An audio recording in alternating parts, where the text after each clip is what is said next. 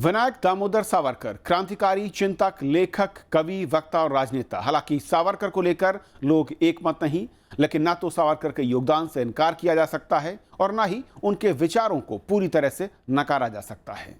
आइए एक नजर डालते हैं उनके जीवन पर।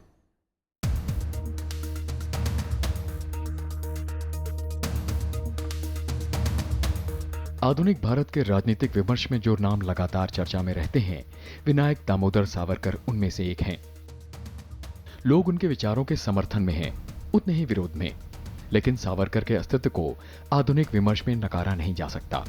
स्वतंत्रता आंदोलन, धर्म सुधार, सामाजिक विषमताओं और दर्शन के क्षेत्र में उन्होंने जो काम किया है, उस पर आज के राजनीतिक हालात में चर्चा जरूरी है। उनको लेकर उनके विरोधियों के साथ साथ समर्थकों में कई भ्रांतियां हैं।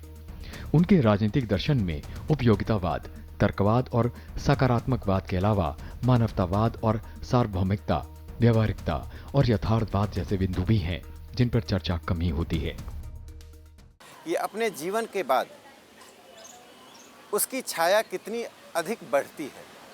कुछ लोग अपने जीवन काल में उनकी छाया बड़ी होती है, जीवन काल के बाद उसकी छाया घटती जाती है, और सावरकर जी की छाया दिनों दिन बढ़ती जा रही है। विनायक दामोदर सावरकर का जन्म 28 मई 1883 को महाराष्ट्र के नासिक जिले में हुआ। इनके पिता दामोदर पंत सावरकर महज 9 वर्ष के थे जब महामारी में उनकी माता राधाबाई का निधन हो गया।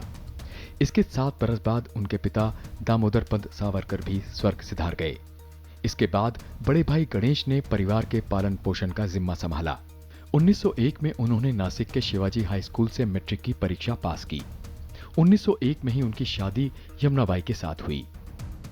इस दौरान तमाम परेशानियों के बावजूद उन्होंने आगे पढ़ाई जारी रखने का फैसला किया। पुणे के मशहूर फर्ग्यूसन कॉलेज से स्नातक करने के बाद वो वकालत की पढ़ाई करने लंदन चले गए। परिपेक्ष बड़ा सीधा है। सावरकर अपने समय से आगे थे। 70-80 साल पहले वो एक भारत की कल्पना कर रहे थे, एक प्रगतिशील भारत की कल्पना कर रहे थे, जो कि अपनी परंपरा तो लेगा ही, बट केवल परंपरा में नहीं दलदल में फंसेगा, परंपरा के अच्छाई को लेगा, बाहर की चीज़ें हैं, टेक्नोलॉजी है, प्रौद्योगिकी चीज़ है, उसको लेगा और सबको मिला जुला के आगे चलेगा। पढ़ाई के दौरान ही उनका झुकाव राजनीतिक गतिविधियों की तरफ हुआ। 1904 में सावरकर ने अभिनव भारत नाम का एक संगठन बनाया। 1905 में बंगाल विभाजन के विरोध में हुए आंदोलन में वो सक्रिय रहे। इस दौरान कई पत्र पत्रिकाओं में उनके लेख भी छपे। रूसी क्रांति का उनके जीवन पर गहरा असर हुआ।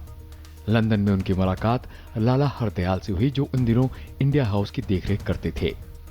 1907 में इंडिया हाउस में आयोजित 1857 के पहले स्वतंत्रता संग्राम की स्वर्ण जयंती कार्यक्रम में उन्होंने सक्रिय भूमिका निभाई।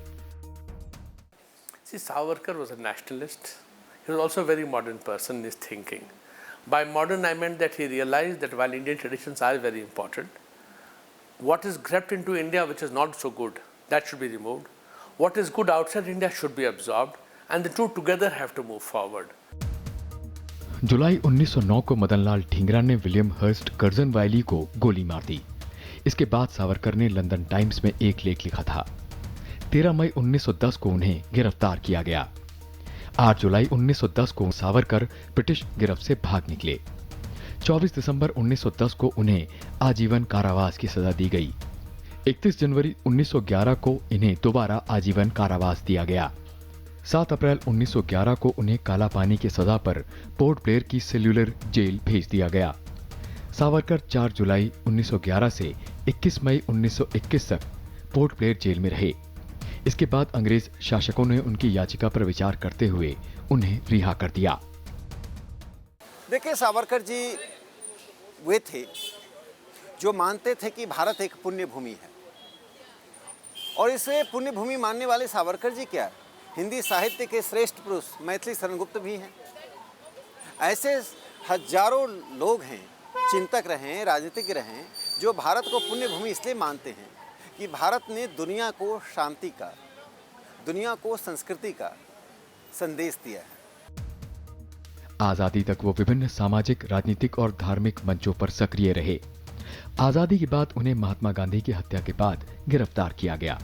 इसके बाद 10 नवंबर को आयोजित प्रथम भारतीय स्वतंत्रता संग्राम के शताब्दी समारोह में वो मुख्य वक्ता रहे। 1959 में पुणे विश्वविद्यालय ने उन्हें डी.लिट की मानद उपाधि से सम्मानित किया। नवंबर 1963 में उनकी धर्मपत्नी चल बसी। सितंबर 1965 में सावरकर को बीमारी ने घेर लिया। इसके बाद उन्होंने उपवास करने का फैसला लिया। सावरकर ने 26 फरवरी 1966 को सुबह 10 बजे अपना शरीर त्याग दिया। लीना शर्मा के साथ जैगम मुर्तजा, राज्यसभा टीवी।